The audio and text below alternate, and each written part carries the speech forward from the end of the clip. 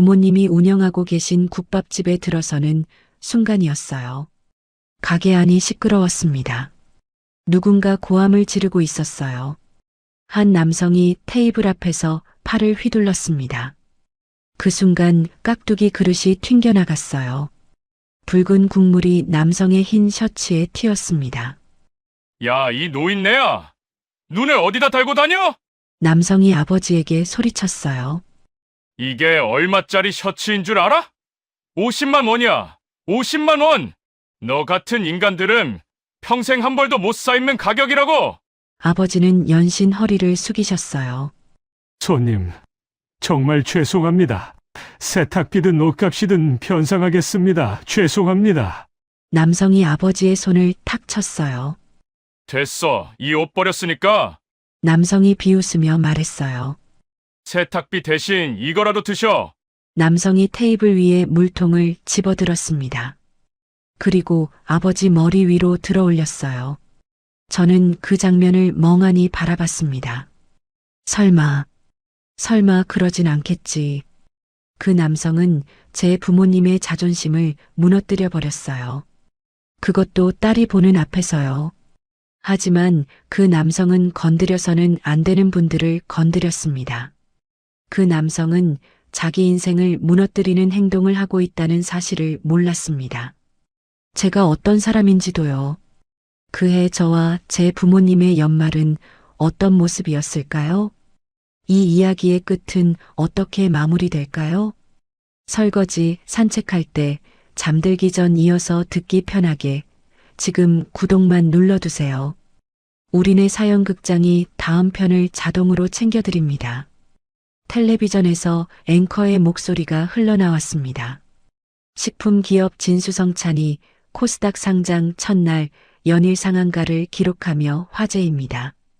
만두와 김치 등 K푸드 열풍을 이끌어온 진수성찬은 올해 매출 5천억 원을 돌파하며 저는 리모컨을 집어 텔레비전을 껐습니다. 상장 첫날인데 축하 파티도 기자 인터뷰도 전부 사양했어요. 원래 그랬습니다. 저는 대외 활동을 거의 하지 않거든요. 회사 홈페이지에도 제 사진 한 장 없고 업계 행사에도 얼굴을 비추지 않았어요. 협력사 사장들조차 제 얼굴을 모릅니다. 사람들은 저를 은둔형 경영자라고 부르더군요. 오히려 저는 이런 행사는 진짜 회사의 주인인 직원들이 주목받아야 한다고 생각했습니다. 조용해진 거실. 창밖으로 서울 야경이 반짝였지만 제 마음은 이미 다른 곳을 향하고 있었습니다. 옷장을 열어 정장을 걸었습니다. 오늘 하루 종일 입고 있던 옷이에요. 상장 서류에 도장 찍고 임원들과 회의하고 증권사 관계자들과 통화하느라 정신없는 하루였죠. 축하한다는 말을 수십 번은 들은 것 같습니다. 하지만 그 모든 게 끝난 지금 저는 이 옷을 벗고 싶었습니다.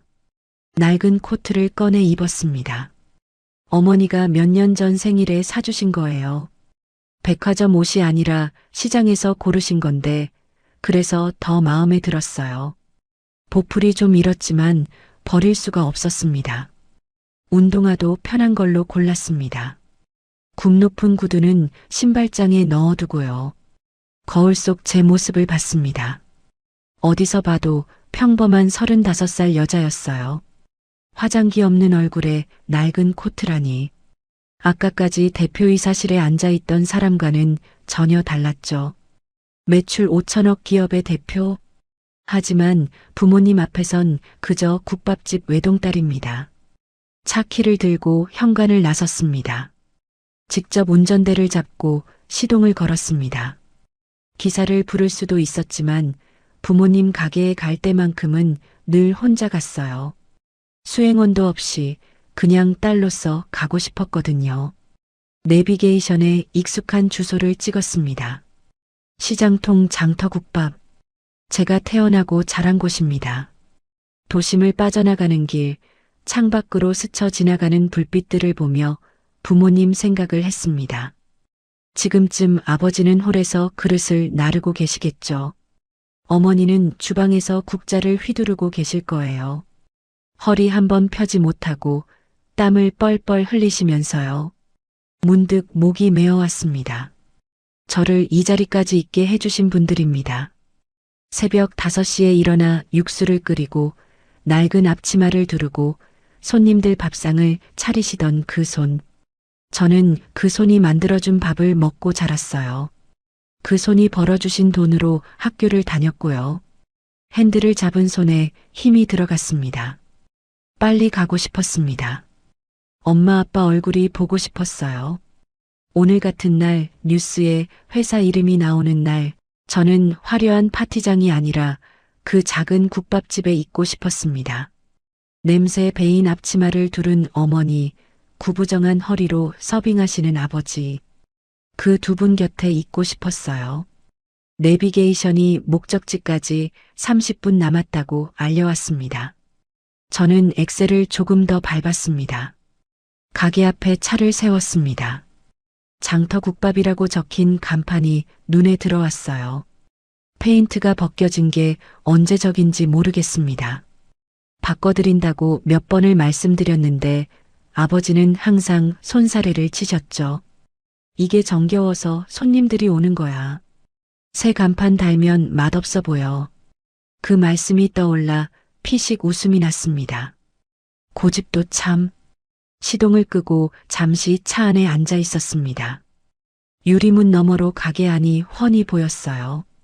손님들로 꽤 북적였습니다. 테이블이 거의 다 찬 것 같았어요. 아버지가 보였습니다. 땀을 뻘뻘 흘리며 그릇을 나르고 계셨어요. 무거운 쟁반을 양손에 들고 테이블 사이를 누비셨죠. 60이 넘은 나이에 저러시면 허리가 남아나질 않을 텐데. 걱정이 앞섰습니다. 어머니도 보였어요. 주방에서 연신 국자를 휘두르고 계셨습니다. 허리 한번 제대로 펴지 못하시는 모습이 한눈에 들어왔어요. 이마에 땀이 송글송글 맺혀 있었습니다. 앞치마는 국물 자국으로 얼룩져 있었고요. 한숨이 절로 나왔습니다. 남들은 은퇴해서 여행 다닐 나이입니다. 아버지 동갑내기 친구분들은 벌써 손주 데리고 제주도도 다녀오셨다던데요. 작년엔 유럽 여행도 갔다 오셨다고 들었어요. 우리 부모님은 아직도 저러고 계세요. 동해바다 해돋이 한번 보는 게 소원이라면서 1년 365일 가게 문을 못 닫으시네. 부모님은 제 회사의 상장 소식에 누구보다 기뻐하셨죠. 어머니는 전화 받으시고 울으셨다고 해요. 우리 딸이 해냈다고, 우리 딸이 대단한 사람이 됐다고요. 그런데도 여전히 가게 문을 여세요. 제가 아무리 쉬시라고 해도 소용없었습니다. 서연아, 이 가게는 엄마 아빠 인생이야.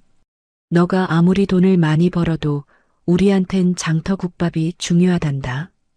어머니는 늘 그렇게 말씀하셨어요. 30년 넘게 한 자리를 지킨 가게입니다. 처음엔 좌판에서 국밥 팔던 게 시작이었다고 하셨죠. 어릴 때 그 이야기를 수도 없이 들었습니다. 비 오는 날이면 천막이 새서 국물에 빗물이 떨어져서 장사를 접은 날도 있대요. 손님이 없는 날은 남은 국밥으로 끼니를 때우셨고요. 겨울엔 손이 꽁꽁 얼어서 국자를 쥐기도 힘들었다고 하셨습니다. 그러다 조금씩 돈을 모아 지금 이 가게를 얻으셨대요. 아버지는 그날 밤 어머니 손을 잡고 우셨다고 하셨습니다. 드디어 비 안 맞고 장사할 수 있게 됐다고요. 그때 아버지 나이가 33이었대요. 저보다 어린 나이였죠. 그래서 이 가게가 부모님한테는 단순한 가게가 아니에요. 두 분의 땀과 눈물이 서린 곳이죠. 청춘을 바쳐 일군 삶의 터전이었습니다. 단골 손님들 얼굴 하나하나가 부모님의 자부심이었어요. 30년째 오시는 분도 계시거든요. 그분들 자녀 결혼식에 부모님이 축의금 들고 가신 적도 있었습니다. 그냥 손님이 아니라 가족 같은 사이였죠.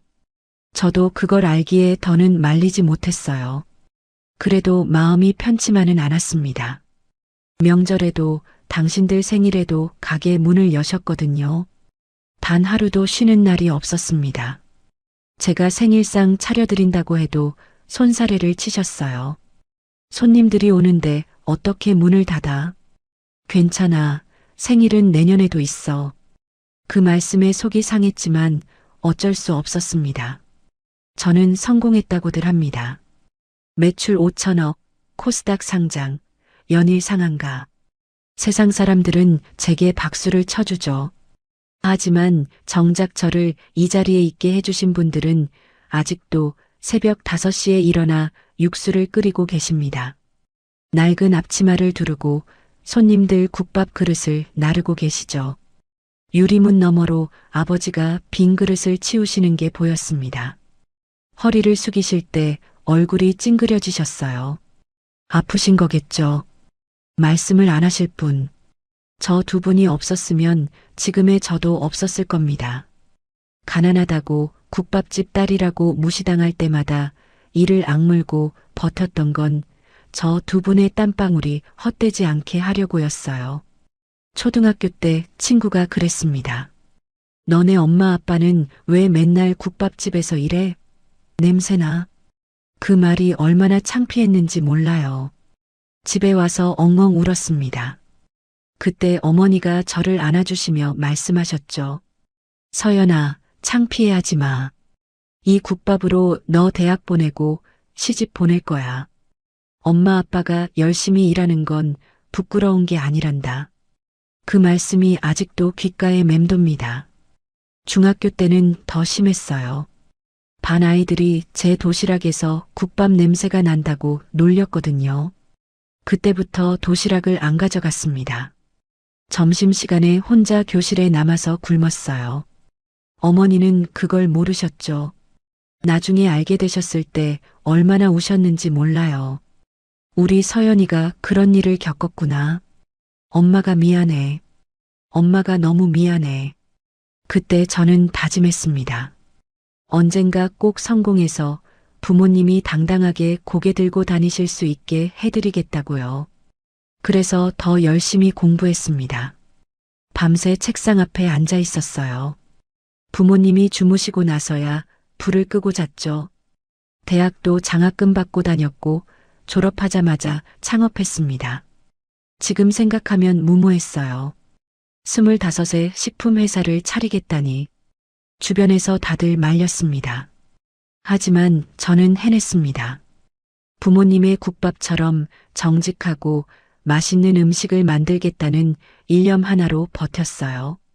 깊은 숨을 내쉬었습니다. 오늘은 괜한 생각하지 말자. 그냥 딸로서 왔으니까. 차 문을 열고 내렸습니다. 시장 특유의 냄새가 코끝을 스쳤어요. 국밥 냄새, 생선 비린내, 채소향. 어릴 때는 창피했던 그 냄새가 지금은 왜 이렇게 반갑고 그리운지 모르겠습니다. 발걸음을 옮겼습니다. 낡은 유리문 앞에 섰어요. 안에서 어머니가 손님한테 국밥을 내어주시는 게 보였습니다. 괜히 코끝이 찡했습니다. 언젠가는 두 분을 편히 쉬게 해드리고 싶었어요. 해돋이도 보여드리고 여행도 다니시게 해드리고. 하지만 그건 제 욕심이겠죠. 두 분한테는 이 가게가 삶 그 자체니까요. 그래도 언젠가는요. 꼭 그런 날이 오길 바랐습니다. 손잡이를 잡았습니다. 유리문을 밀며 밝게 인사했어요. 엄마, 아빠, 저 왔어요. 문이 열리자 따뜻한 공기와 함께 구수한 국밥 냄새가 확 밀려왔습니다.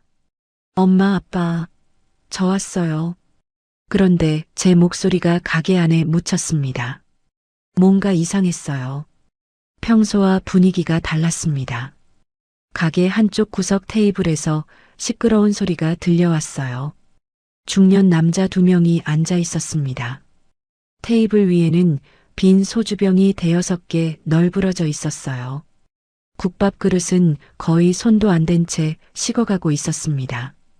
점심시간도 아닌데 대낮부터 저렇게 마시다니. 그중 한 명이 술에 취해 목소리를 높이고 있었어요. 40대 초중반쯤 되어 보였습니다.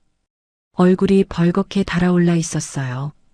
넥타이는 풀어 헤쳐져 있었고 양복 재킷은 의자 등받이에 아무렇게나 걸쳐져 있었습니다. 흰 셔츠가 유난히 눈에 띄었어요. 비싸 보이는 셔츠였습니다.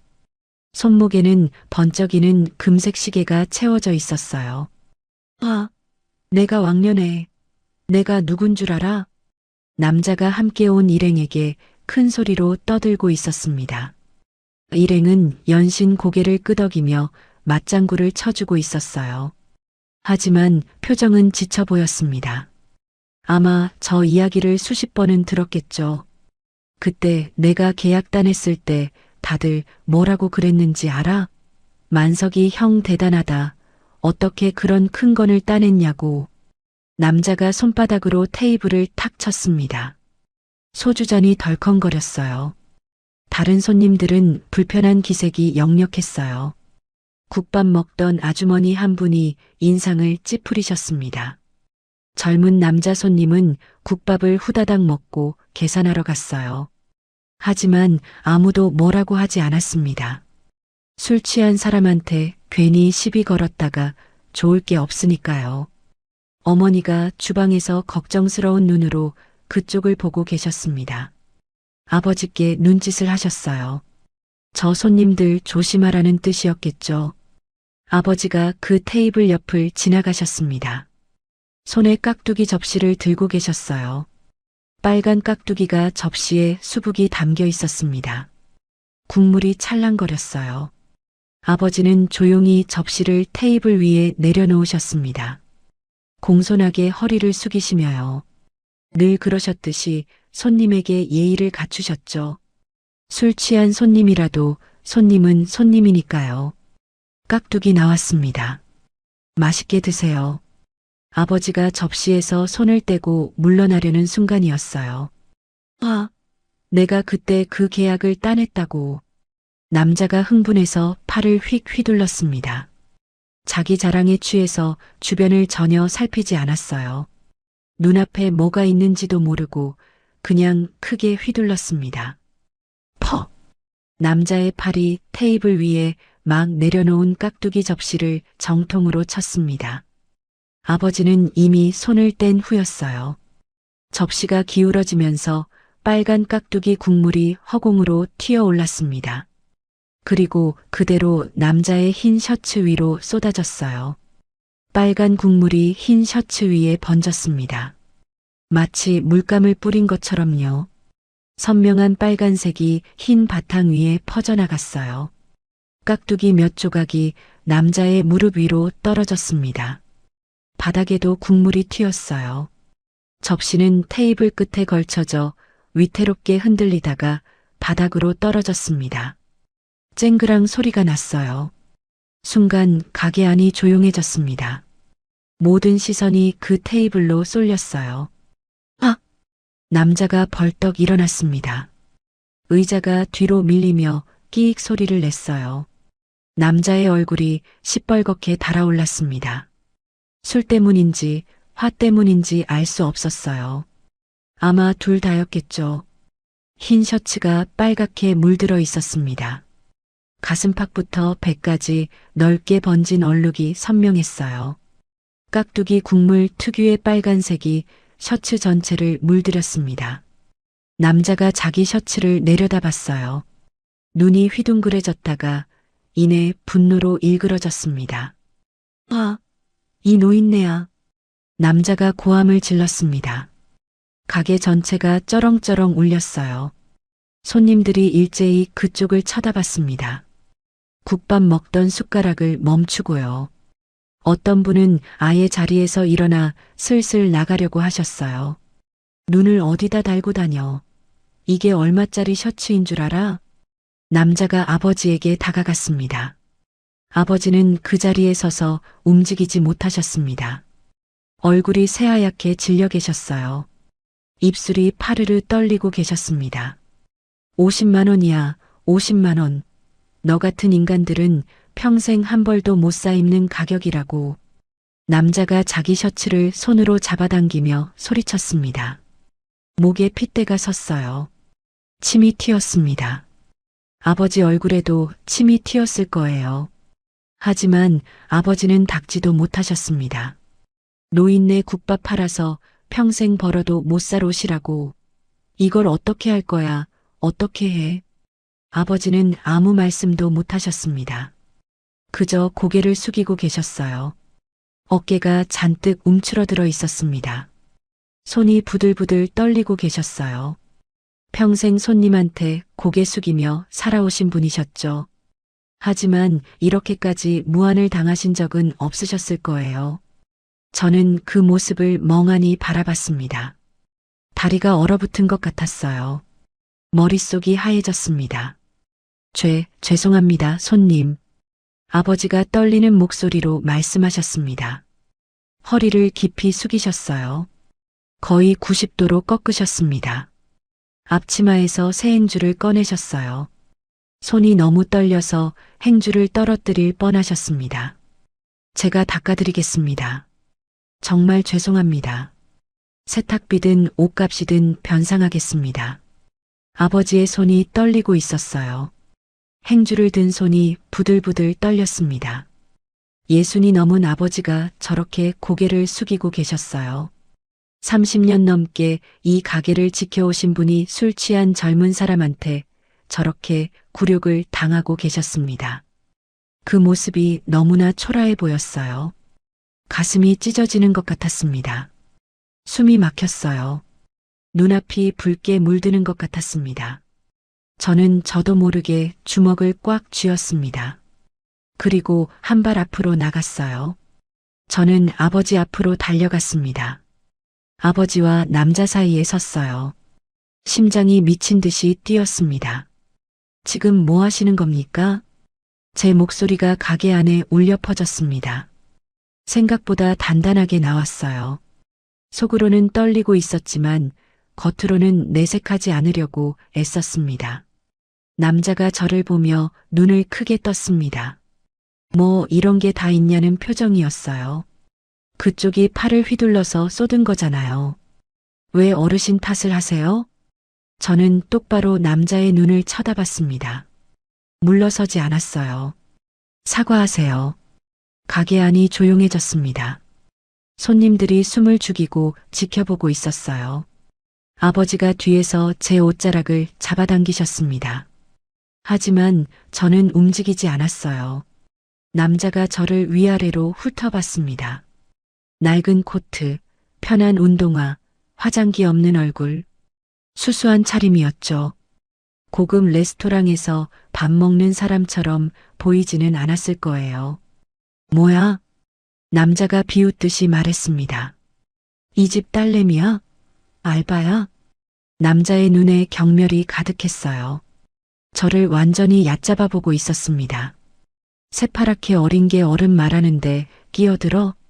남자가 한 발 다가왔습니다. 술 냄새가 코를 찔렀어요. 저는 뒤로 물러서지 않았습니다. 가정교육을 어떻게 받은 거야? 부모가 뭘 가르쳤길래 버르장머리가 이 모양이야? 그 말에 가슴이 뜨거워졌습니다. 부모님 욕은 참을 수 없었어요. 주먹을 꽉 쥐었습니다. 손톱이 손바닥을 파고들었어요. 저희 부모님은 남한테 피해주지 말라고 가르치셨습니다. 제가 차갑게 말했습니다. 본인이 실수해놓고 남 탓하지 말라고요.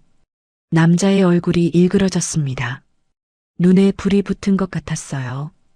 입을 벌려 뭐라고 하려는 순간이었습니다. 서연아, 어머니가 주방에서 뛰어나오셨습니다. 얼굴이 새하얗게 질려 있었어요. 어머니는 저를 확 끌어당겨 자기 뒤로 숨기셨습니다. 죄송합니다, 손님. 정말 죄송합니다. 어머니가 허리를 깊이 숙이셨습니다. 목소리가 떨리고 있었어요. 제 딸이 어려서 뭘 몰라요. 한 번만 봐주세요. 네. 어머니의 등이 떨리고 있었습니다. 저는 그 모습을 보며 입술을 깨물었어요. 어머니가 저렇게까지 굽신거려야 하는 상황이 너무 싫었습니다. 엄마. 제가 작게 불렀습니다. 어머니가 뒤돌아보며 저를 노려보셨어요. 제발 가만히 있으라는 눈빛이었습니다. 서연아, 너 들어가 있어. 응? 엄마가 알아서 할게. 어머니의 목소리는 애원에 가까웠어요. 저는 움직일 수가 없었습니다. 어머니 뒤에 서서 주먹을 꽉 쥔 채 남자를 노려봤어요. 아버지도 다가오셨습니다. 아버지의 옷은 아까 쏟은 깍두기 국물로 얼룩져 있었어요. 머리카락 사이로 땀이 흘러내리고 있었습니다. 손님, 정말 죄송합니다. 세탁비 드릴게요. 얼마든지요. 아버지가 고개를 숙이며 말씀하셨습니다. 목소리가 갈라지셨어요. 제 딸이 버릇이 없어서 제가 단단히 타이르겠습니다. 그 말을 듣는 순간 가슴이 무너지는 것 같았습니다. 아버지가 저 때문에 더 굴욕을 당하고 계셨어요. 제가 나서는 바람에 상황이 더 나빠진 거였습니다. 남자가 팔짱을 끼고 우리 가족을 번갈아 쳐다봤습니다. 입꼬리가 비틀어져 올라갔어요. 완전히 우위에 섰다는 표정이었습니다. 딸이 버릇이 없다? 그러게 왜 그렇게 키웠어? 남자가 혀를 차며 말했습니다. 국밥 장사하면서 돈이 없어서 교육을 못 시킨 거야? 그 말에 어머니의 어깨가 움찔했습니다. 아버지는 고개를 더 깊이 숙이셨어요. 두 분 다 아무 말씀도 못 하셨습니다. 저는 이를 악물었습니다. 참아야 했어요. 여기서 더 나서면 부모님이 더 힘들어지실 거였습니다. 하지만 속이 부글부글 끓었어요. 가게 안에 다른 손님들은 고개를 돌리고 있었습니다. 누구도 나서지 않았어요. 모른 척하고 있었습니다. 그게 더 비참했어요. 남자와 함께 온 일행이 남자의 팔을 잡았습니다. 만서가, 이제 그만하자. 늦겠다. 잠깐만. 남자가 일행의 손을 뿌리쳤습니다. 아직 분이 안 풀린 표정이었어요. 아까 뭐라고 했어? 내가 사과하라고. 남자가 저를 똑바로 쳐다봤습니다. 눈빛이 으스스했어요. 야, 아가씨. 세상 물정을 모르는 것 같은데 말이야. 남자가 한 발 다가왔습니다. 어머니가 저를 더 꽉 감싸 안으셨어요. 어른한테 사과하라고 하는 게 어디서 배운 버릇이야? 저는 대답하지 않았습니다. 입술을 꽉 깨물고 있었어요. 여기서 한마디만 더 하면 상황이 걷잡을 수 없이 커질 것 같았습니다. 손님, 제발이요. 어머니가 울먹이며 말씀하셨습니다. 제 딸이 잘못했어요. 제가 대신 사과드릴게요. 네. 어머니가 허리를 90도로 꺾으셨습니다. 그 모습을 보는 순간 눈앞이 뿌옇게 흐려졌어요. 눈물이 차오르는 걸 필사적으로 참았습니다. 남자가 피식 웃었습니다. 뭐야, 엄마가 대신 사과까지 하네. 그래도 기분이 안 풀리는데. 남자가 으스대며 말했어요. 완전히 우위에 섰다는 걸 즐기고 있는 표정이었습니다. 아, 기분 잡쳤네. 진짜. 남자가 셔츠를 다시 내려다봤습니다. 빨갛게 물든 얼룩이 선명했어요. 혀를 차더니 우리를 번갈아 쳐다봤습니다. 내가 누군지 알아? 남자가 가슴을 쫙 폈습니다. 거들먹거리는 말투였어요. 대한민국 1등 식품 기업 진수성찬 알지? 내가 거기에 포장재 납품하는 사장이야. 진수성찬. 저는 숨이 멎는 것 같았습니다. 귀를 의심했어요. 지금 뭐라고 했죠? 진수성찬이 어떤 데인 줄 알아? 대한민국에서 제일 잘 나가는 식품 회사라고.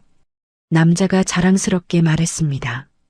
거기 포장재 전부 내가 만들어. 대박 포장 최만석? 업계에서 모르는 사람이 없어. 진수성찬. 대박 포장? 최만석? 머릿속이 복잡해졌습니다. 진수성찬은 제 회사였어요. 제가 10년 동안 피땀 흘려 키운 회사. 그런데 이 인간이 우리 협력사 사장이라고요? 협력사 명단에 대박 포장이 있었나? 있었던 것 같기도 하고.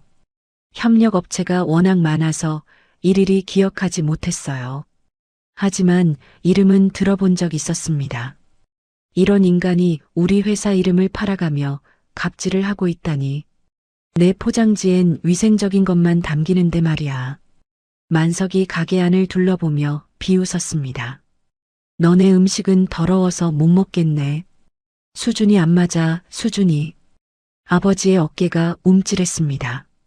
어머니는 고개를 더 깊이 숙이셨어요. 30년 동안 정성을 다해 만든 음식을 더럽다니. 저는 이를 악물었습니다. 만석이 테이블 위에 있던 물통을 집어들었습니다. 투명한 플라스틱 물통이었어요. 물이 찰랑거렸습니다. 옷 버렸으니까 세탁비 대신 이거라도 드셔. 만석이 비웃으며 말했습니다. 그리고 물통을 아버지 머리 위로 들어 올렸어요. 안 돼. 제가 소리쳤습니다. 하지만 이미 늦었어요. 콸콸콸. 차가운 물이 아버지의 머리 위로 쏟아졌습니다. 물이 아버지의 머리카락을 타고 흘러내렸어요. 얼굴에도 옷에도 물이 흥건했습니다. 아버지는 그 자리에 꼼짝 않고 서 계셨어요. 눈을 질끈 감으신 채로요. 아버지, 저는 달려가려고 했습니다. 하지만 아버지가 저를 막으셨어요. 젖은 손으로 제 팔을 꽉 잡으셨습니다. 참아라, 서연아. 아버지의 목소리가 떨리고 있었어요. 제발. 가게 안이 얼어붙었습니다. 손님들이 숨을 죽이고 있었어요. 어떤 분은 아예 고개를 돌리고 계셨습니다. 어머니는 손으로 입을 막은 채 울고 계셨어요. 만석이 빈 물통을 테이블 위에 툭 던졌습니다. 야, 밥값은 못 내겠다. 기분 더러워서. 만석이 재킷을 집어들며 말했습니다. 나중에 세탁비 청구할 테니까 그런 줄 알아. 만석이 일행과 함께 가게를 나갔습니다. 문이 닫히는 소리가 났어요. 그제서야 저는 아버지의 손을 뿌리쳤습니다. 아버지, 왜 그냥 당하고만 계세요? 저는 소리쳤습니다. 목소리가 갈라졌어요. 저 사람 잡아야 해요. 경찰에 신고해야 해요. 저는 문 쪽으로 뛰어가려고 했습니다.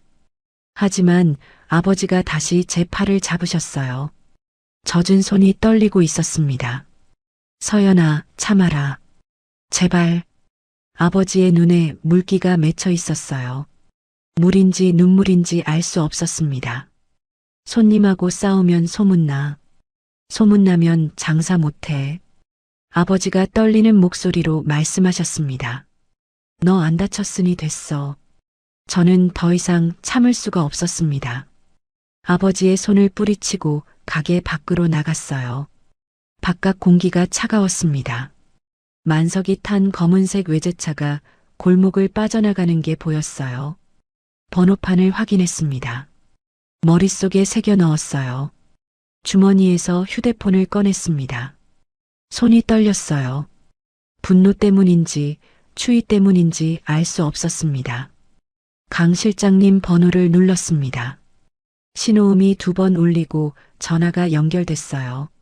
네, 대표님. 무슨 일이세요? 강 실장님의 목소리가 들렸습니다. 저는 심호흡을 했어요. 떨리는 목소리를 가다듬었습니다. 강 실장님. 제 목소리가 차갑게 가라앉았습니다. 지금 당장 대박 포장이랑 최만석 대표에 대해 샅샅이 조사해 주세요. 전화기 너머로 강 실장님이 당황하는 기색이 느껴졌어요. 대박 포장이요? 협력사 말씀이신가요? 네. 거래 내역, 납품 품질, 대표 신상, 평판. 하나도 빠짐없이요. 저는 단호하게 말했습니다.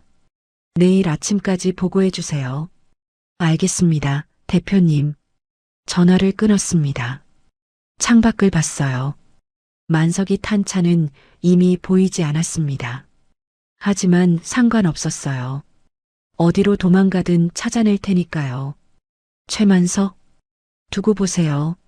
전화를 끊고 잠시 서 있었습니다. 차가운 바람이 볼을 스쳤어요.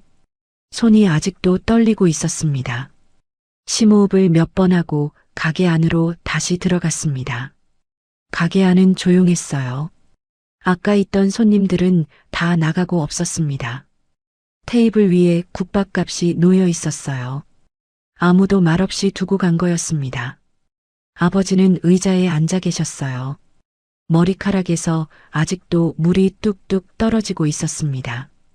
어머니가 수건으로 아버지의 머리를 닦아드리고 계셨어요. 손이 떨리고 계셨습니다. 엄마, 제가 할게요. 저는 어머니에게서 수건을 받았습니다. 어머니는 아무 말 없이 수건을 건네셨어요. 눈가가 빨갛게 부어 있었습니다. 아버지 앞에 쪼그려 앉았습니다. 수건으로 아버지의 머리카락을 조심스럽게 닦았어요. 물기가 수건에 스며들었습니다. 아버지의 머리카락 사이로 흰머리가 보였어요. 예전에는 없었는데 언제 이렇게 많아진 걸까요? 가게 일하시느라 고생하시는 사이에 아버지가 이렇게 늙으셨구나. 가슴이 먹먹해졌습니다. 아빠, 제가 조용히 불렀습니다. 왜 바보같이 당하고만 있어? 목소리가 떨렸어요. 저런 사람한테 왜 그냥 맞고 있어? 아빠가 뭘 잘못했다고. 아버지가 고개를 들어 저를 보셨습니다. 눈가에 주름이 깊게 패여 있었어요. 언제부터 저렇게 깊어진 걸까요? 서연아. 아버지가 천천히 말씀하셨습니다. 손님하고 싸우면 소문나. 아버지의 목소리는 담담했어요. 체념한 사람의 목소리 같았습니다. 소문나면 장사 못해. 이 동네가 얼마나 좁은데. 저는 입술을 깨물었습니다. 그게 이유가 되나요? 머리에 물을 끼얹는데 그냥 당하고만 있어도 된다고요? 그리고 아버지가 제 손을 잡으셨습니다. 거칠고 투박한 손이었어요. 30년 동안 국밥을 끓이고 설거지를 하신 손. 너 안 다쳤으니 됐다. 아버지가 작게 웃으셨습니다. 아빠는 괜찮아. 물 좀 맞은 게 뭐. 그 말에 눈물이 차올랐습니다. 괜찮지 않잖아요. 아빠가 괜찮을 리가 없잖아요. 서연아, 울지 마. 어머니가 다가오셔서 제 어깨를 감싸 안으셨습니다. 우리 서연이 왔다가 이런 꼴 봐서 속상하지? 미안해. 어머니의 목소리도 떨리고 있었어요. 저는 고개를 저었습니다. 엄마가 왜 미안해? 엄마가 뭘 잘못했다고. 저는 아버지의 머리를 계속 닦았습니다. 물기는 거의 없어졌지만 손을 멈출 수가 없었어요. 아버지가 제 손을 잡아 멈추셨습니다. 됐다. 다 마르겠다. 아버지가 일어나셨습니다. 젖은 옷이 몸에 달라붙어 있었어요. 나 옷 갈아입고 올게. 아버지가 안쪽으로 들어가셨습니다. 저는 그 뒷모습을 바라봤어요. 어깨가 축 처져 있었습니다. 어머니가 바닥에 흩어진 깍두기 조각을 줍기 시작하셨어요. 저도 일어나서 걸레를 가져왔습니다. 바닥에 고인 물과 국물을 닦았어요. 엄마, 걸레질을 하다가 제가 물었습니다. 저 사람 전에도 왔었어? 어머니가 고개를 저으셨습니다. 아니, 오늘 처음 온 손님 같아. 근처에서 술 마시다가 국밥 먹으러 왔나 봐. 저는 이를 악물었습니다. 처음 온 가게에서 저렇게 행패를 부리다니. 어머니가 한숨을 쉬셨습니다. 근데 아까 그 사람 진수성찬에 납품한다고 그랬지? 우리 서연이 회사에? 네. 저는 짧게 대답했습니다. 대박 포장이라고 했어요. 어머니가 걱정스러운 눈으로 저를 보셨어요. 서연아, 괜히 일 크게 만들지 마. 저런 사람한테 엮이면 골치 아파.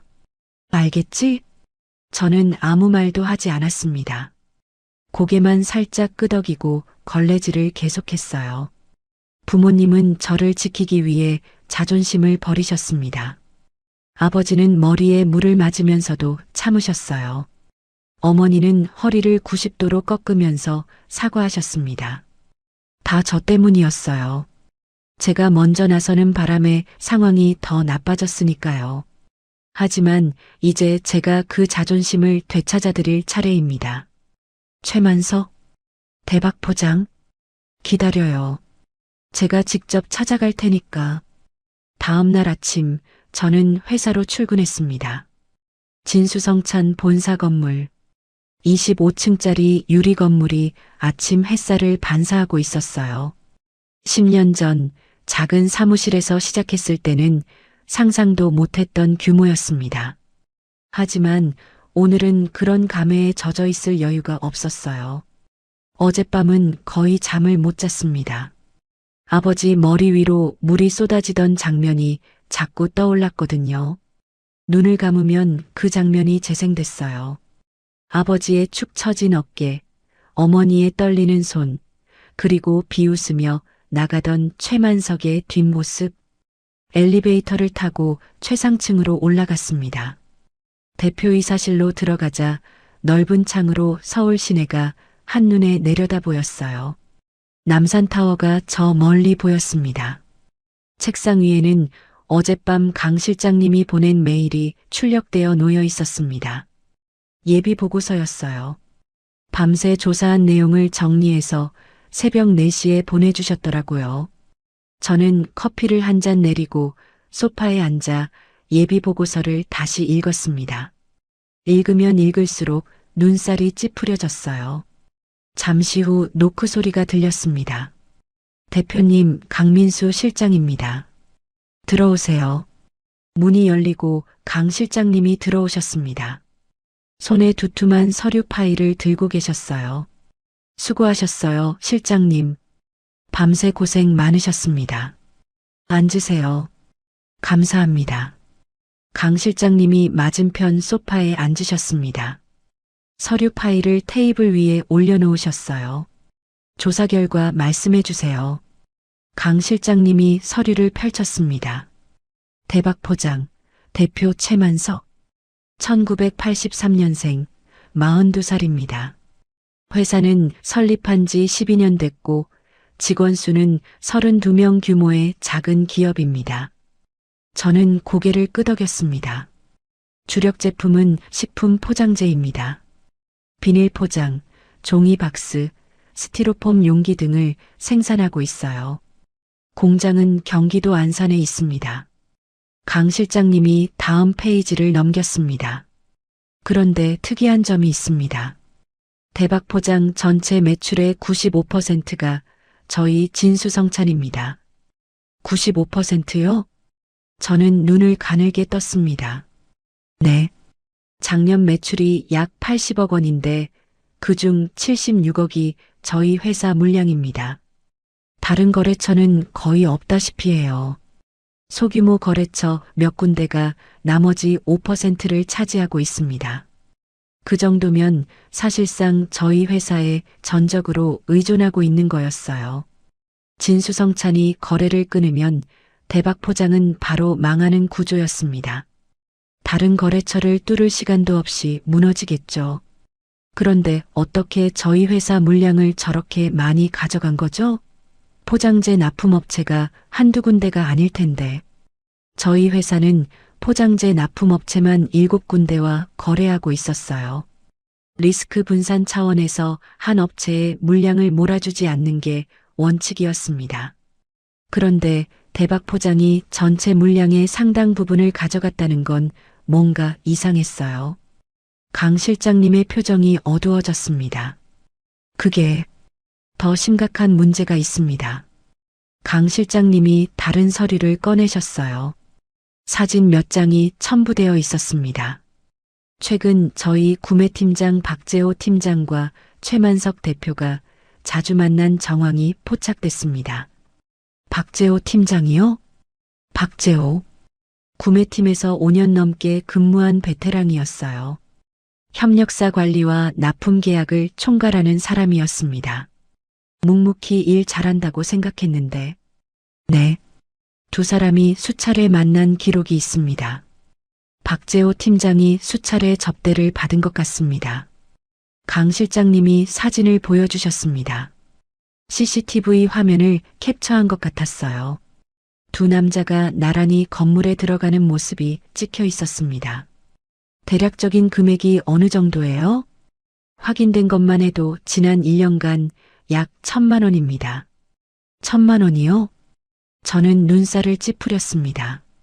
접대비로 1,000만 원이라니. 네.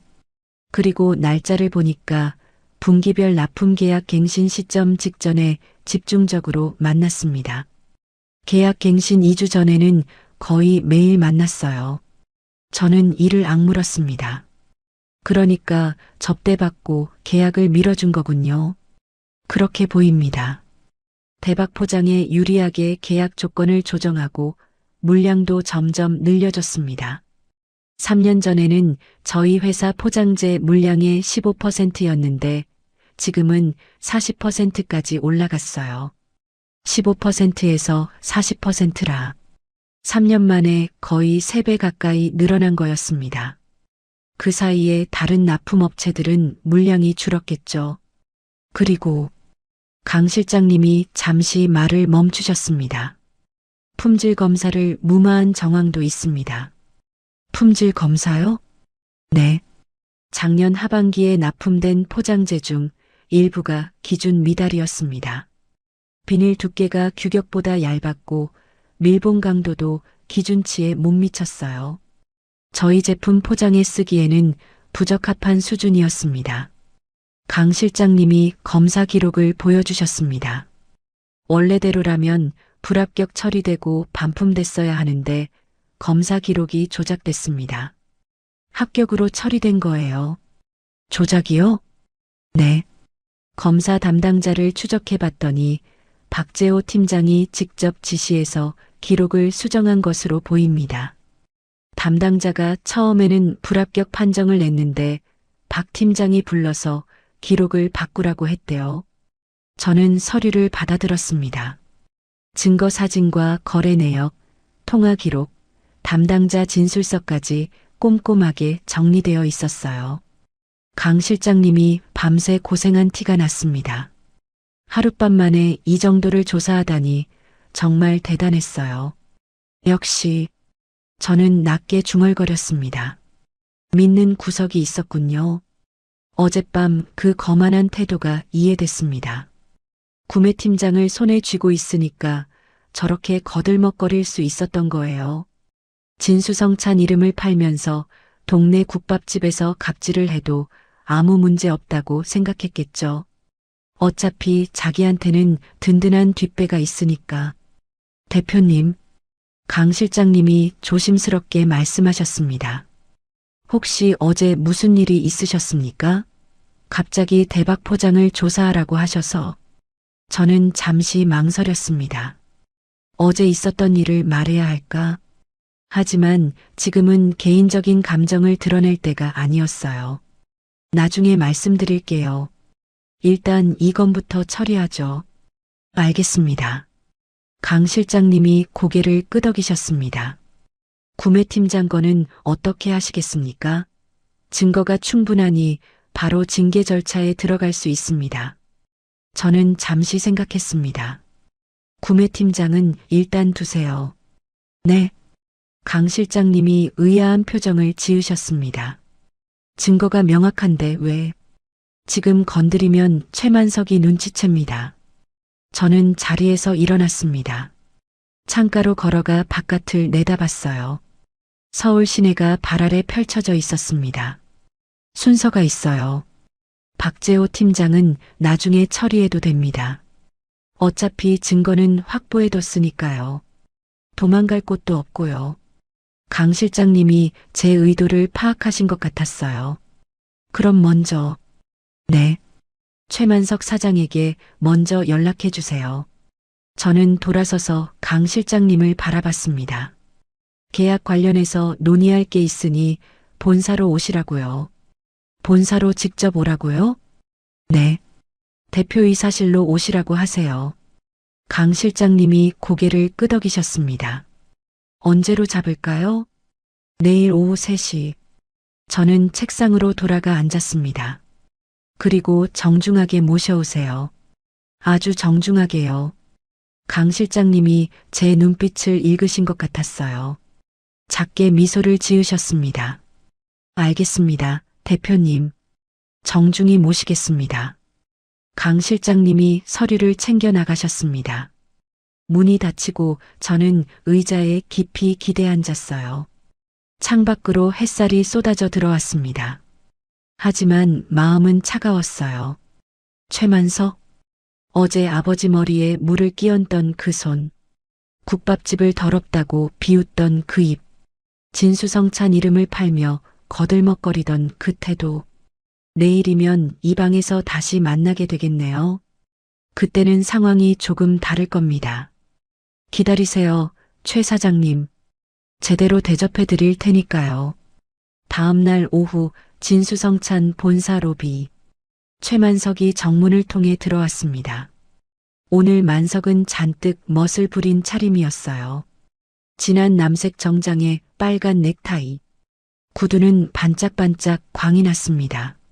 손목에는 어김없이 금색 시계가 채워져 있었어요. 머리도 새로 다듬은 것 같았습니다. 기름을 발라 반들반들하게 넘겼더라고요. 로비에서 안내 직원이 다가왔습니다. 최만석 사장님이시죠? 대표이사실로 안내해 드리겠습니다. 아, 네네. 수고하세요. 만석이 씩 웃으며 대답했습니다. 기분이 좋아 보였어요. 콧노래라도 부를 것 같은 표정이었습니다. 엘리베이터를 기다리는 동안 만석은 주변을 둘러봤습니다. 높은 천장, 대리석 바닥, 커다란 화분들. 진수성찬 본사 로비는 넓고 화려했어요. 만석의 눈이 반짝거렸습니다. 엘리베이터 문이 열렸습니다. 안에서 진수성찬 직원 몇 명이 내렸어요. 서류를 들고 바쁘게 걸어가는 모습이었습니다. 만석이 그들에게 90도로 허리를 숙여 인사했습니다. 안녕하십니까? 직원들이 어리둥절한 표정으로 고개만 살짝 숙이고 지나갔어요. 누군지도 모르는 사람이 갑자기 허리를 꺾으며 인사하니까 당황스러웠겠죠. 만석은 개의치 않았습니다. 엘리베이터에 올라타며 혼잣말을 중얼거렸어요. 계약론이라. 드디어 단가 올려주려나 보네. 만석의 입꼬리가 올라갔습니다. 역시 구매팀장 형님이 힘 좀 썼구나. 형님 말대로 이번에 큰 건 하나 터지겠네.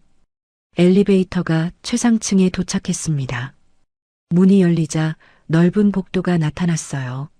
한쪽 끝에 커다란 문이 보였습니다. 대표이사실이었어요. 안내 직원이 앞서 걸었습니다. 만석은 정장 옷깃을 가다듬으며 뒤따랐어요. 발걸음에 자신감이 넘쳤습니다.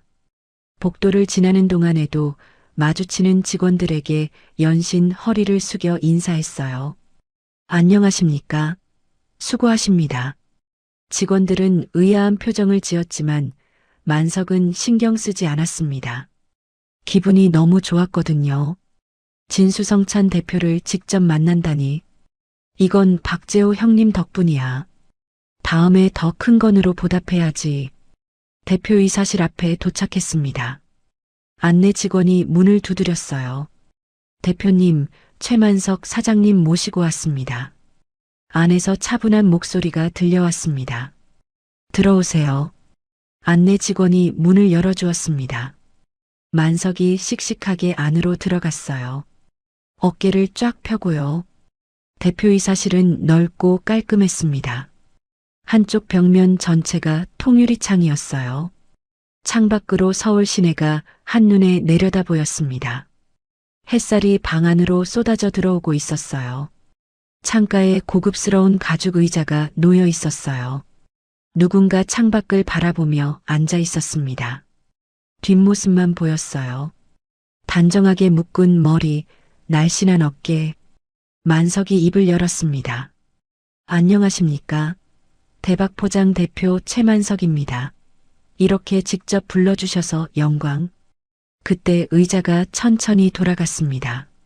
만석의 말이 뚝 끊겼어요. 의자에 앉아 있는 사람. 그 얼굴을 보는 순간 만석의 표정이 굳어졌습니다. 만석이 숨을 삼켰어요. 눈이 휘둥그레졌습니다. 너는 익숙한 얼굴이었습니다. 그제 국밥집에서 봤던 그 여자. 낡은 코트에 운동화 차림으로 자기한테 대들던 그 여자. 국밥집 주인 딸이라고 했던 그 여자. 저는 의자에 앉은 채로 만석을 바라봤습니다. 입꼬리가 살짝 올라갔어요. 어서 오세요, 최 사장님.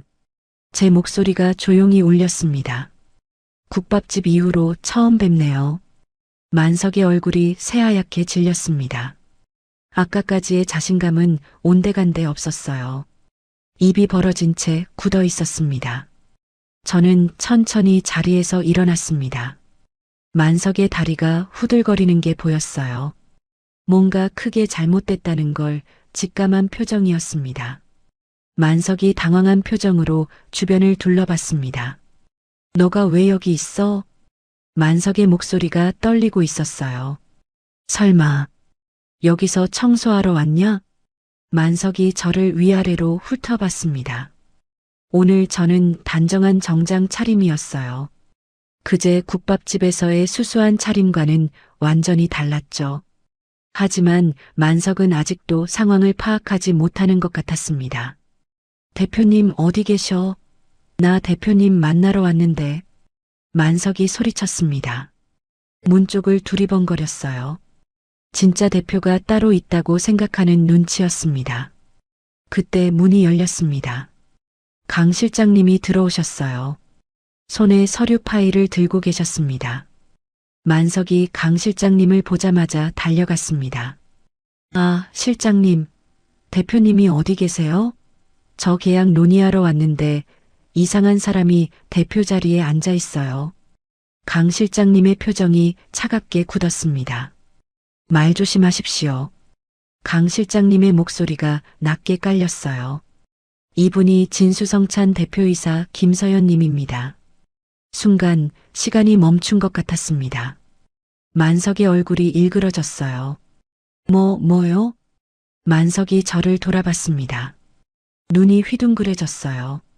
말도 안 돼. 만석의 다리가 휘청거렸습니다. 뒤로 한 발 물러났어요. 벽에 등이 닿을 뻔했습니다. 그게 무슨... 저는 만석을 똑바로 바라봤습니다. 왜요? 국밥집 딸이 대기업 대표면 안 되나요? 만석의 얼굴이 새하얗게 질렸습니다. 입술이 파르르 떨리고 있었어요. 그제 국밥집에서 거들먹거리던 그 당당함은 온데간데 없었습니다. 아니 그게... 만석이 말을 더듬었습니다. 저는 책상으로 걸어갔습니다. 서랍에서 서류 봉투를 꺼냈어요. 두툼한 봉투였습니다. 앉으세요, 최 사장님. 저는 소파를 가리켰습니다. 만석은 멍하니 서 있었어요. 다리에 힘이 풀린 것 같았습니다. 앉으시라니까요. 제 목소리가 차가워졌습니다. 만석이 휘청거리며 소파에 앉았어요. 엉덩이가 소파 끝에 걸쳐져 있었습니다. 제대로 앉지도 못하고 있었어요. 저도 맞은편 소파에 앉았습니다. 강 실장님이 제 옆에 서셨어요. 그제 있었던 일 기억하시죠? 저는 서류 봉투에서 사진 한 장을 꺼냈습니다. 테이블 위에 툭 던졌어요. 만석이 사진을 봤습니다. 얼굴이 더욱 창백해졌어요. 국밥집 CCTV를 캡처한 사진이었습니다. 만석이 아버지 머리에 물을 끼얹는 장면이 선명하게 찍혀 있었어요. 만석의 손, 물통, 그리고 아버지의 젖은 머리. 모든 게 또렷했습니다. 저희 아버지 머리에 물 부으셨죠? 제 목소리가 조용히 울렸습니다. 만석이 입을 벌렸다 닫았어요. 아무 말도 못했습니다. 사진에서 눈을 떼지 못하고 있었어요. 저는 서류 봉투에서 다른 서류들을 꺼냈습니다. 테이블 위에 하나씩 펼쳐 놓았어요. 그리고 이건... 저는 사진 몇 장을 테이블 위에 늘어 놓았습니다. 저희 구매팀장 박재호 씨와 최 사장님이 함께 찍힌 사진입니다. 유흥업소 앞에서 찍힌 거예요. 날짜 보이세요? 만석의 눈이 커졌습니다. 사진 속에는 만석과 박재호가 나란히 서 있었어요. 화려한 간판이 배경에 보였습니다.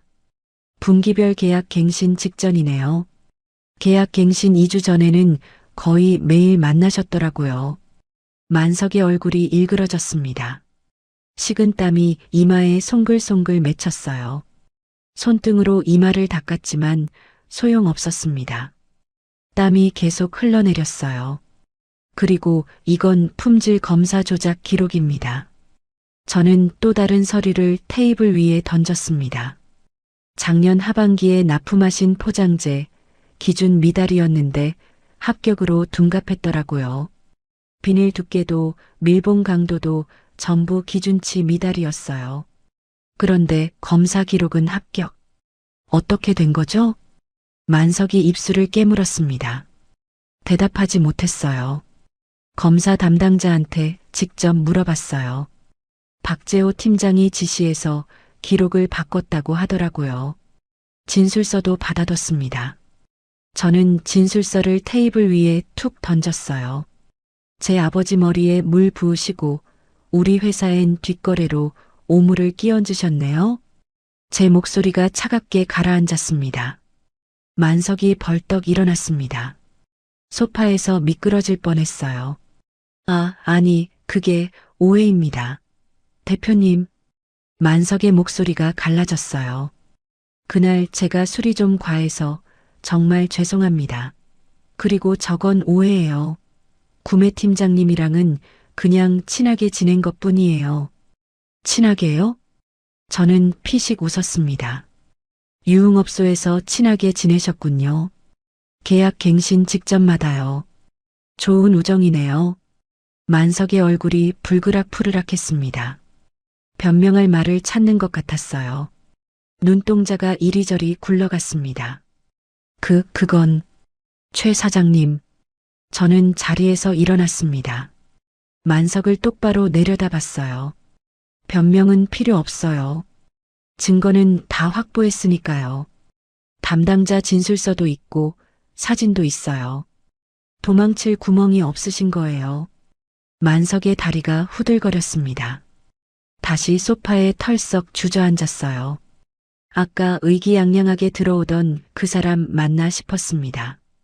지금은 풍선에서 바람 빠진 것처럼 쪼그라들어 있었어요. 저기서 제 아버지 머리에 물을 끼얹을 때 당당하셨잖아요. 저는 테이블 위에 CCTV 사진을 가리켰습니다.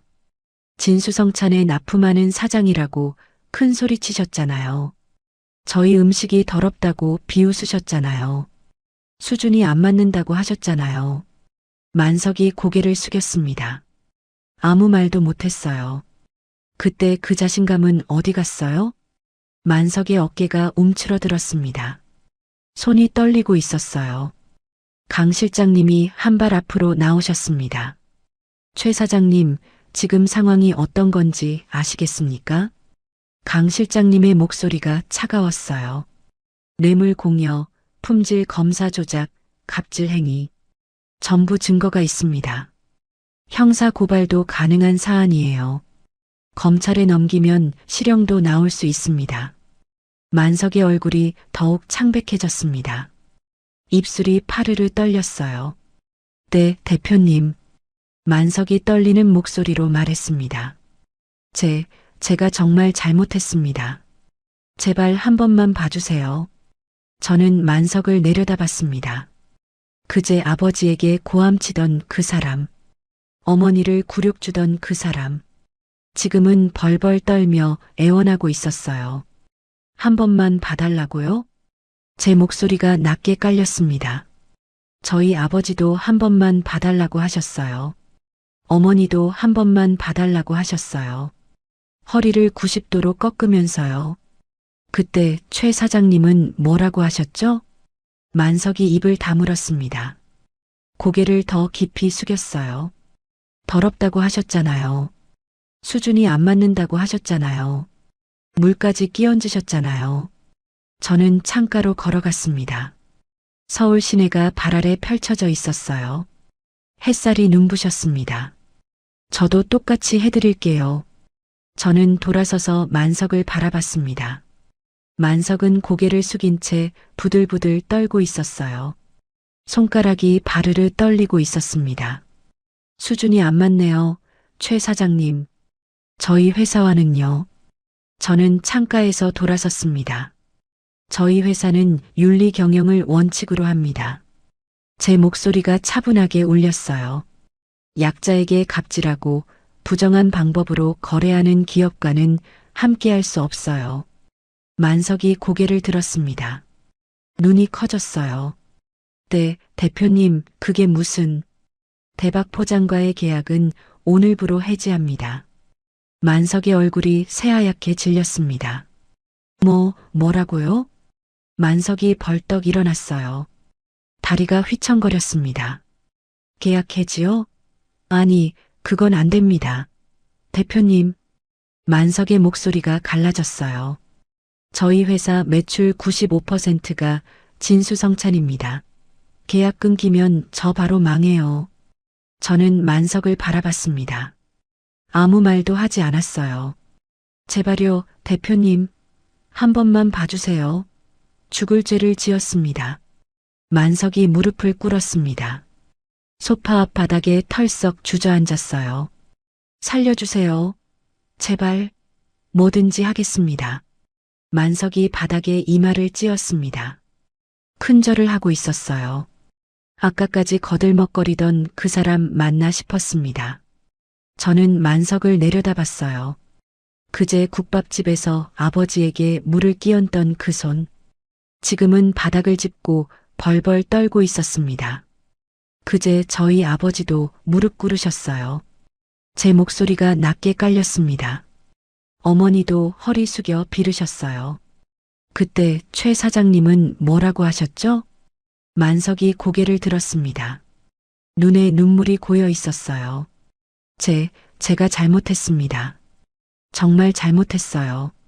저는 강 실장님을 돌아봤습니다. 강 실장님. 네, 대표님. 구매팀장 박재호, 오늘부로 대기 발령 내시고 감사실로 넘기세요. 뇌물수수 혐의로 조사하시고요. 알겠습니다. 강 실장님이 고개를 끄덕이셨어요. 그리고 저는 바닥에 엎드린 만석을 내려다봤습니다. 이 사람은 끌어내주세요. 강 실장님이 문 쪽으로 걸어가셨습니다. 문을 열고 밖에 대기하던 보안 요원 2명을 불러들이셨어요. 안 돼요. 대표님, 제발. 만석이 기어서 제 다리를 붙잡으려 했습니다. 저는 한 발 뒤로 물러났어요. 살려주세요. 계약만 유지해 주시면 뭐든지 하겠습니다. 보안 요원들이 만석의 양팔을 잡았습니다. 만석이 버둥거렸어요. 이거 나. 만석이 소리쳤습니다. 하지만 보안 요원들의 소나기에서 벗어나지 못했어요. 대표님. 만석이 끌려가면서도 계속 저를 불렀습니다. 제발요. 한 번만 기회를 주세요. 진심으로 반성하겠습니다. 저는 아무 말도 하지 않았어요. 만석을 바라보기만 했습니다. 저 진짜 망해요. 직원들 32명이 길바닥에 나앉아요. 대표님. 문이 닫혔습니다. 만석의 목소리가 점점 멀어져 갔어요. 복도에서 고함치는 소리가 희미하게 들렸습니다. 대표님. 잠시 후 완전히 조용해졌습니다. 저는 창가로 걸어갔어요. 서울 시내가 발 아래 펼쳐져 있었습니다. 햇살이 눈부셨어요. 가슴이 시원했습니다. 하지만 동시에 무거웠어요. 아버지 머리에 물이 쏟아지던 그 장면. 어머니가 허리 숙여 빌던 그 장면. 그 굴욕을 되갚아준 거였습니다. 그런데 왜 마음이 개운하지만은 않을까요? 강 실장님이 제 옆으로 오셨습니다. 대표님, 괜찮으십니까? 저는 고개를 끄덕였어요. 네, 괜찮아요. 계약 해지 서류는 오늘 중으로 발송하겠습니다. 법무팀과 협의해서 진행할게요. 네, 부탁드려요. 강 실장님이 나가시고 저는 혼자 대표이사실에 남았습니다. 창밖을 바라봤어요. 햇살이 쏟아지고 있었지만 마음 한구석이 어두웠습니다. 대박포장 매출의 95%가 진수성찬이라고 했죠. 계약이 해지되면 그 회사는 버틸 수 없을 거예요. 직원 32명이 길에 나앉게 되겠죠. 잘못한 건 최만석인데 그 피해는 직원들이 입게 되는 거였습니다. 하지만 어쩔 수 없었어요. 뇌물과 품질 조작으로 거래하는 회사와 계속 일할 수는 없으니까요. 저는 한숨을 쉬었습니다. 이게 맞는 걸까? 잠시 그런 생각이 스쳤어요. 하지만 아버지 머리 위로 물이 쏟아지던 그 장면이 다시 떠올랐습니다. 어머니의 떨리던 손, 굴욕당하면서도 참던 그 얼굴들. 맞아요. 이게 맞는 거예요. 저는 책상으로 돌아가 앉았습니다. 며칠 뒤 대박포장은 망해가고 있었습니다. 제 회사와의 계약이 끊기자 어음이 막혔어요. 다른 거래처가 거의 없었으니 버틸 방법이 없었죠. 매출의 95%가 한순간에 사라진 거였습니다. 그래도 며칠 만에 망할 줄은 몰랐어요. 저는 강 실장님에게 보고를 받았어요. 대박포장이 위태위태한 상황이라고 합니다. 최만석 대표는 개인 보증을 섰던 대출까지 터져서 빚더미에 앉았다고 합니다. 저는 고개를 끄덕였습니다. 직원들은요?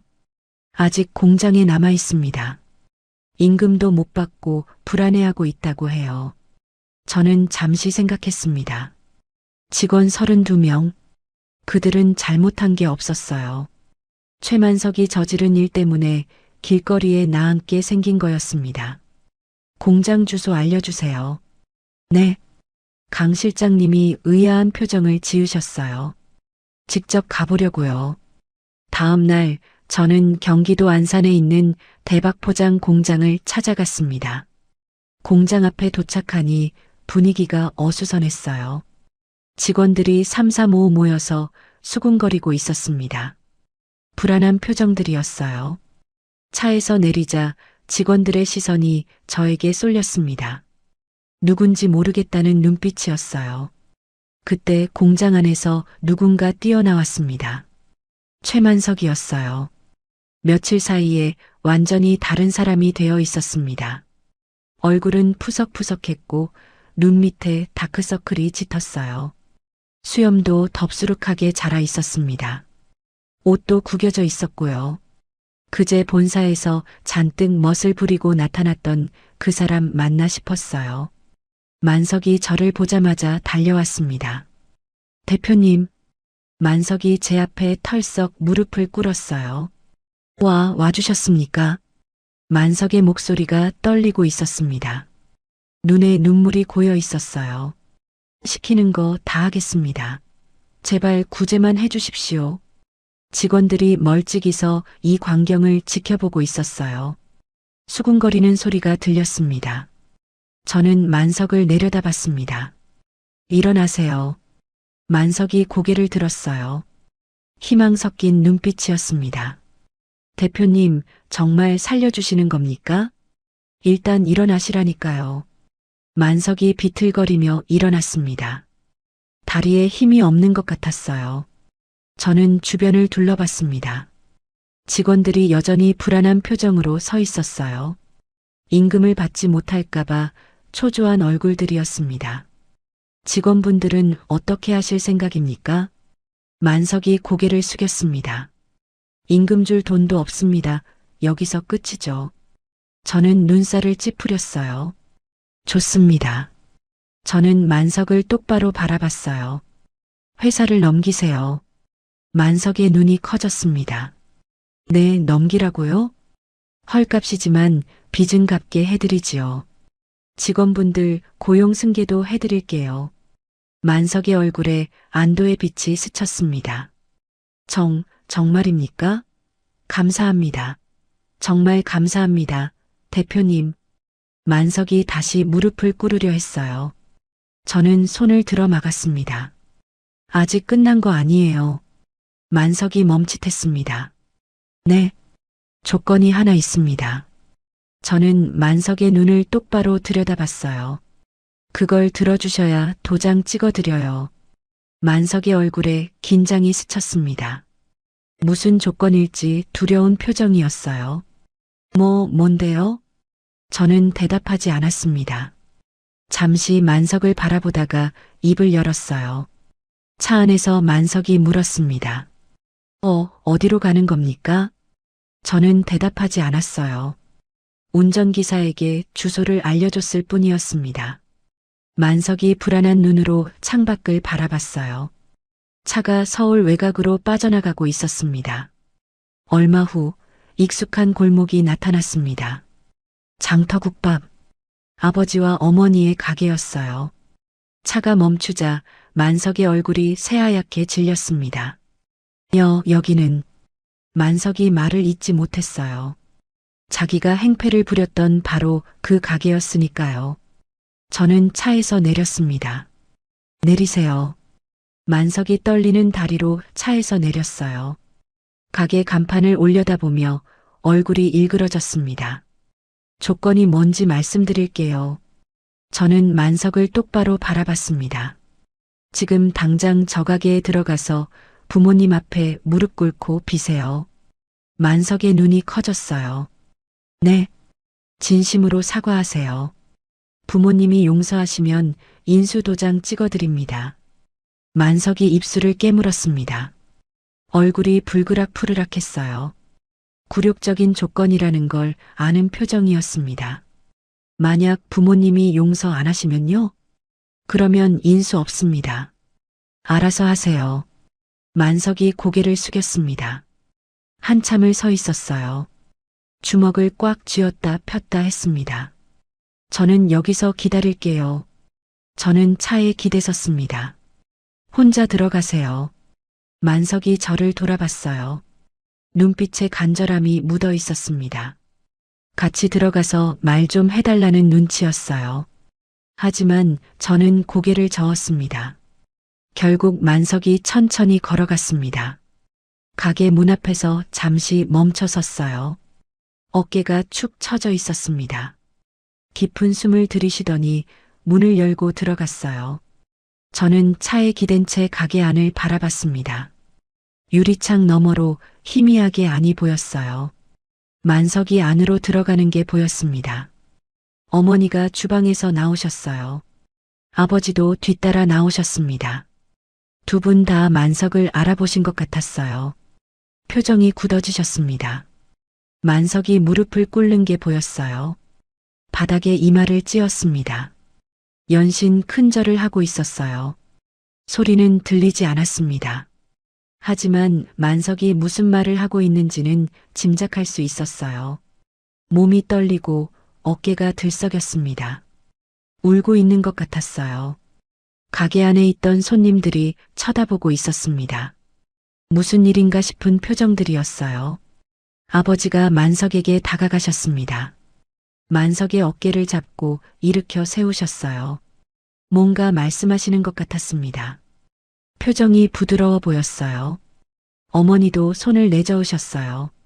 됐다는 듯한 제스처였습니다. 한숨을 쉬시는 것 같았어요. 만석이 연신 허리를 굽혔습니다. 감사하다는 인사를 하는 것 같았어요. 잠시 후 만석이 가게에서 나왔습니다. 눈이 벌겋게 충혈되어 있었어요. 눈물 자국이 볼에 남아 있었습니다. 코도 빨갛게 부어 있었어요. 만석이 저에게 다가왔어요. 용서해 주셨습니다. 만석의 목소리가 갈라져 있었어요. 아버님께서 젊은 사람이 왜 그랬냐고 술 먹으면 조심해야 한다고 하셨습니다. 다신 그러지 말라고요. 저는 고개를 끄덕였어요. 어머님은요? 사람이 누구나 실수할 수 있다고, 앞으로 잘하면 된다고 하셨습니다. 만석이 고개를 숙였어요. 정말 좋은 분들이십니다.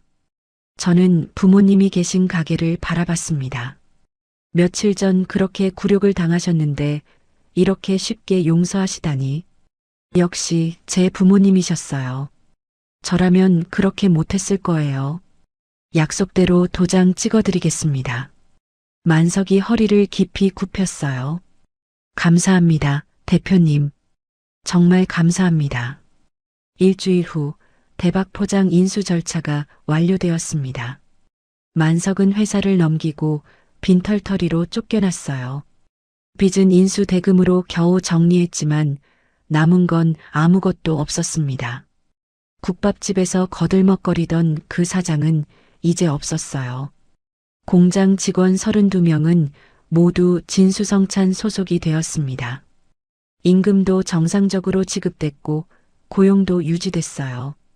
그들은 이제 제 가족이었습니다. 저는 사무실 창밖을 바라봤습니다. 이제 끝난 걸까요? 아버지 머리에 물이 쏟아지던 그날, 어머니가 허리 숙여 빌던 그날, 그 굴욕을 되갚아줬어요. 하지만 마음이 후련하지만은 않았습니다. 복수가 끝났는데 왜 이렇게 허전할까요? 그때 전화가 울렸습니다. 대표님, 어머님께서 전화 오셨습니다. 저는 수화기를 들었어요. 엄마, 서연아, 이번 주말에 시간 있니? 아빠랑 얘기했는데 오랜만에 가족끼리 밥 먹자고. 어머니의 목소리가 따뜻했어요. 응, 갈게. 저는 웃음이 났습니다. 그래요. 중요한 건 복수가 아니었어요. 가족이었습니다. 12월 31일, 저는 부모님을 모시고 강원도로 향했습니다. 동해 바다가 보이는 최고급 호텔이었어요. 예약하기가 하늘의 별 따기라는 곳이었습니다. 차가 호텔 앞에 멈추자 어머니가 창밖을 보며 감탄하셨습니다. 아이고, 여기가 호텔이야? 궁전 같네. 아버지도 고개를 내밀어 바라보셨어요. 허허, 이런 데가 다 있구나. 저는 웃음이 났습니다. 두 분 다 평생 가게만 지키시느라 여행 한번 제대로 못 가보셨거든요. 들어가요. 방도 좋아요. 호텔 직원이 짐을 들어주었습니다. 로비를 지나 엘리베이터를 타고 올라갔어요. 최상층 스위트룸이었습니다. 문이 열리자 어머니가 또 감탄하셨어요. 세상에, 우리 가게보다 넓네. 넓은 거실에 큰 침대, 대리석, 욕실까지. 부모님은 연신 두리번거리셨습니다. 마치 처음 온 세상을 구경하는 것 같았어요. 아버지가 창가로 걸어가셨습니다. 통유리창 너머로 동해 바다가 한눈에 내려다 보였어요. 수평선이 끝없이 펼쳐져 있었습니다. 바다 좀 봐. 끝이 안 보여. 아버지의 목소리가 감동에 젖어 있었습니다. 어머니가 아버지 옆에 서셨어요. 두 분이 나란히 바다를 바라보셨습니다. 그 뒷모습을 보니 가슴이 뭉클해졌어요. 저는 부모님을 바라봤습니다. 두 분의 표정이 밝아지는 게 보였어요. 주름진 얼굴에 미소가 번졌습니다. 이것만으로도 여기 온 보람이 있었어요. 짐 풀고 좀 쉬세요. 저녁에 야외 온천 가요. 야외 온천? 어머니가 눈을 동그랗게 뜨셨어요. 밖에서 온천을 해? 네. 바다 보면서 온천할 수 있어요. 내일 아침에는 해돋이도 볼 수 있고요. 어머니가 아버지를 돌아보셨습니다. 여보, 들었어요? 바다 보면서 온천이래요. 아버지가 허허 웃으셨어요. 우리 서연이가 효녀네, 효녀. 오후에는 호텔 주변을 산책했습니다. 해안 절벽을 따라 나무 데크가 깔려 있었어요. 바닷바람이 차가웠지만 상쾌했습니다. 부모님은 연신 사진을 찍으셨어요. 제가 찍어드리겠다고 해도 두 분이서 서로 찍어주시느라 바쁘셨습니다. 아빠, 엄마, 제가 같이 찍어드릴게요. 저는 지나가는 분께 부탁해서 셋이 함께 사진을 찍었어요. 부모님이 활짝 웃고 계셨습니다. 오랜만에 보는 밝은 표정이었어요. 저녁이 되자 저희는 야외 온천으로 향했습니다. 호텔 뒤편에 노천탕이 있었어요. 따뜻한 김이 모락모락 피어오르고 있었습니다. 저 멀리 동에 바다가 어둠 속에서 출렁이고 있었어요. 하늘에는 별이 총총 떠 있었습니다. 부모님이 먼저 물에 들어가셨습니다. 아이고. 아버지가 깊은 한숨을 내쉬셨어요. 편안한 한숨이었습니다. 좋다. 아버지가 눈을 감으셨습니다. 따뜻한 물이 어깨까지 차올라 있었어요. 굳어있던 표정이 스르르 풀렸습니다. 내 평생 가게 문 닫고 해돋이 보러 오는 게 소원이었는데 아버지의 목소리가 떨렸습니다. 죽기 전에 잃어보는구나. 어머니가 아버지 손을 잡으셨어요. 그러게 말이에요. 우리 서연이 아니면 꿈도 못 꿀 일이지. 저는 부모님 옆으로 다가갔습니다. 물속에 몸을 담그니 온기가 온몸으로 퍼졌어요. 차가운 바닷바람과 따뜻한 온천물이 묘한 조화를 이뤘습니다. 아빠 어깨 아프시죠? 제가 주물러 드릴게요. 저는 아버지 뒤로 돌아갔습니다. 아버지의 어깨를 조심스럽게 주무르기 시작했어요. 단단하게 뭉쳐 있었습니다. 수십 년 무거운 냄비를 드셨으니 그럴만했어요. 아이고 시원하다. 아버지가 고개를 떨구셨습니다. 우리 서연이 손이 약손이네. 어머니가 웃으셨어요. 나도 해줘, 서연아. 네, 엄마도요. 저는 어머니 뒤로 옮겨 앉았습니다. 어머니의 어깨를 주물렀어요. 뼈가 만져질 정도로 마르셨습니다. 평생 무거운 국자를 드시느라 고생하신 어깨였어요. 엄마, 어깨가 너무 굳으셨어요. 허허, 수십 년 국자 들었으니 그렇지 뭐. 어머니가 웃으셨지만 저는 마음이 아팠습니다. 이제 그만하세요. 가게 그만하고 쉬세요. 어머니가 고개를 저으셨어요. 에이, 그 가게가 우리 인생인데 어떻게 접어. 손님들도 오시고. 엄마, 괜찮아. 아직 할 수 있어. 대신 이제 쉬엄쉬엄 하지 뭐. 저는 한숨을 쉬었습니다. 부모님은 평생 그렇게 사셨어요. 쉬는 법을 모르셨습니다. 하지만 오늘만큼은 푹 쉬셨으면 좋겠어요. 아버지가 눈을 뜨시고 하늘을 올려다보셨어요. 별 좀 봐. 서울에선 이런 별 못 보는데. 하늘에 별이 쏟아질 듯 떠 있었습니다. 은하수가 희미하게 보였어요. 서연아. 아버지가 저를 부르셨습니다. 네, 아빠. 너 사업 잘 되는 거지? 저는 웃었어요. 네. 잘 돼요. 걱정 마세요. 그래, 다행이다. 근데 너무 무리하지 마라. 건강이 최고야. 네, 알겠어요. 어머니가 덧붙이셨어요. 그리고 이제 손주 좀 보자. 엄마, 또 그 얘기야? 왜 35이면 생각해야지. 저는 웃음이 났습니다. 어디서든 엄마는 엄마였어요. 알겠어요. 예쁜 손주들도 안겨드릴게요. 정말이지? 네, 정말이요. 부모님이 환하게 웃으셨습니다. 따뜻한 물속에서 가족끼리 나누는 대화. 이런 게 행복이구나 싶었어요. 복순이 뭐니 하는 것보다 이 순간이 훨씬 소중했습니다. 저는 부모님 사이에 앉았어요. 두 분의 손을 하나씩 잡았습니다. 엄마, 아빠. 응? 감사해요. 저 키워주셔서. 아버지가 제 손을 꼭 쥐셨어요. 우리가 고맙지. 너가 이렇게 훌륭하게 커졌으니. 어머니가 제 어깨를 감싸 안으셨습니다. 우리 서연이가 최고야. 저는 부모님 품에 안겼어요. 따뜻했습니다. 온천물보다 더 따뜻한 온기였어요. 밤하늘의 별이 반짝였습니다. 바다에서 파도 소리가 들려왔어요. 이 순간이 영원했으면 좋겠다고 생각했습니다. 다음 날 1월 1일 새벽, 저는 부모님을 깨웠습니다. 엄마, 아빠, 일어나세요. 해돋이 보러 가요. 부모님이 눈을 비비며 일어나셨어요. 아직 어두웠습니다. 하지만 곧 해가 뜰 시간이었어요. 저희는 두꺼운 외투를 걸치고 해변으로 나갔습니다. 동해 바다가 눈앞에 펼쳐져 있었어요. 수평선 끝이 조금씩 붉어지고 있었습니다. 하늘이 검은색에서 남색으로, 남색에서 보랏빛으로 물들어갔어요. 바닷바람이 차가웠습니다. 저는 부모님 양옆에 섰어요. 두 분의 손을 꼭 잡았습니다. 아버지의 손은 거칠었어요.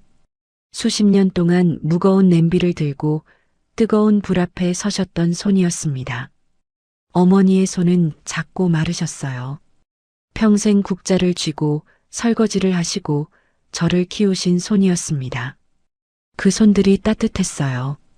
수평선 위로 붉은 빛이 번져나갔습니다. 바다가 황금빛으로 물들었어요. 그리고 마침내 해가 떠올랐습니다. 둥글고 붉은 해가 수평선을 뚫고 올라왔어요. 눈이 부셨습니다. 온 세상이 붉은 빛으로 물들었어요. 아이고 예뻐라. 어머니가 감탄하셨습니다. 눈가가 촉촉해지신 것 같았어요. 아버지는 말없이 해를 바라보셨습니다. 주름진 얼굴에 붉은 빛이 내려앉았어요. 저는 부모님의 손을 더 꼭 쥐었습니다. 엄마, 아빠, 두 분이 저를 돌아보셨어요. 저 하나 잘 키워주시느라 그동안 너무 고생 많으셨어요. 제 목소리가 떨렸습니다. 새벽부터 밤늦게까지 가게 지키시고 저 학원 보내시느라 허리띠 졸라매시고 아프셔도 병원 안 가시고 눈물이 차올랐어요. 다 알아요. 저 다 알고 있었어요. 어머니가 제 손을 쓰다듬으셨습니다. 우리 서연이 이제 무거운 국자는 조금씩만 드세요. 저는 부모님을 번갈아 바라봤어요. 저랑 쉬엄쉬엄 놀러도 다니면서 행복하게 살아요. 아버지가 헛기침을 하셨습니다. 눈시울이 붉어지신 것 같았어요. 제가 효도할게요. 이제 제가 두 분 모실게요. 저는 부모님을 꼭 안았습니다. 사랑해요. 어머니가 제 등을 토닥이셨어요. 아버지가 제 머리를 쓰다듬으셨습니다. 우리도 사랑한다, 서연아. 아버지의 목소리가 떨렸어요. 너가 우리 자랑이야. 저희는 한참 동안 서로를 안고 있었습니다. 해가 점점 높이 떠올랐어요. 바다가 반짝반짝 빛났습니다. 파도가 해변에 부딪히며 부서졌어요. 저는 부모님 사이에서 웃었습니다. 앞으로 어떤 일이 있어도 괜찮을 것 같았어요. 이 두 분이 계시니까, 제 가족이 있으니까, 붉은 해가 세상을 비추고 있었습니다. 새로운 하루가, 새로운 시작이 밝아오고 있었어요. 저희 세 사람은 떠오르는 해를 바라보며 나란히 서 있었습니다. 손을 꼭 잡은 채로 함께 제 이야기를 마치며 가끔 그날을 떠올립니다. 국밥집에서 아버지 머리 위로 물이 쏟아지던 그 순간, 어머니가 허리 숙여 빌던 그 모습, 그때 저는 정말 미칠 것 같았어요. 하지만 복수를 끝내고 나서 깨달았습니다. 진짜 중요한 건 그 사람을 무너뜨리는 게 아니었어요. 부모님의 손을 잡고 해돋이를 보던 그 아침, 따뜻한 온천물에 몸을 담그고 웃던 그 저녁, 그게 제가 진짜 원했던 거였습니다. 최만석은 빈털터리가 되어 사라졌어요. 하지만 저는 그 사람 생각을 더 이상 하지 않습니다. 제 마음속에는 이제 부모님의 웃는 얼굴만 남아 있어요. 오늘도 저는 일어납니다. 한 기업의 대표로서, 그리고 김동철과 이순자의 딸로서. 제 이름은 김서연입니다. 가족과 함께 행복하게 지내는 것, 그게 올 한 해 소원입니다. 여러분도 올 한 해 마무리 잘하시고 새해에는 더 많은 행복이 가득하시길 응원하겠습니다. 오늘 이야기가 마음에 남으셨다면 구독과 알림으로 다음 만남을 예약해 두세요. 우리네 사연 극장이 다시 찾아갑니다. 그리고 오늘 이야기를 듣고 느낀 감정과 생각을 듣고 계신 곳과 함께 댓글로 소통해 주세요.